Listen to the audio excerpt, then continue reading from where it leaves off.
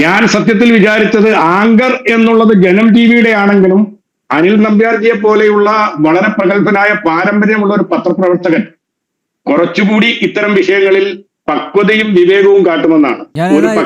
ഒരു കാര്യം ചെയ്യാം, ഞാൻ ഇവരെ കെട്ടിപ്പിടിച്ച് ഉമ്മ കൊടുക്കാം, മതിയോ? അല്ല അങ്ങനെയല്ല. ഞാൻ പറഞ്ഞുതരാം. താങ്കൾ കുറച്ചുകൂടി RV ബാബുവിൽ നിന്ന് പഠിച്ചാൽ കൊള്ളാമെന്ന് എനിക്കൊരു റിക്വസ്റ്റ് ഉണ്ട്. കാരണം താങ്കൾ പറഞ്ഞത് ഈ ഗ്രന്ഥം പോലും പിന്നെ നമ്മൾ തള്ളിക്കളയേണ്ടതാണെന്ന്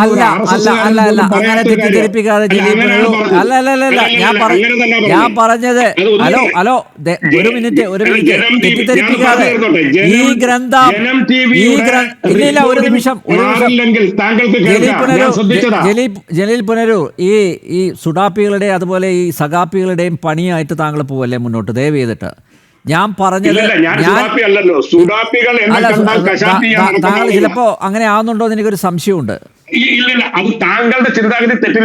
അല്ല, അതുകൊണ്ടാണല്ലോ താങ്കൾ തെറ്റിദ്ധരിപ്പിക്കുന്നത്.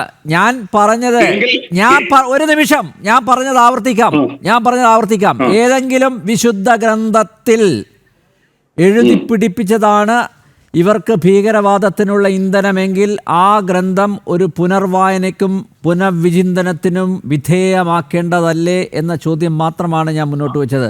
അതെങ്ങനെയാണ് ഞാൻ ആ വിശുദ്ധ ഗ്രന്ഥത്തെ തള്ളി പറയുന്നത്?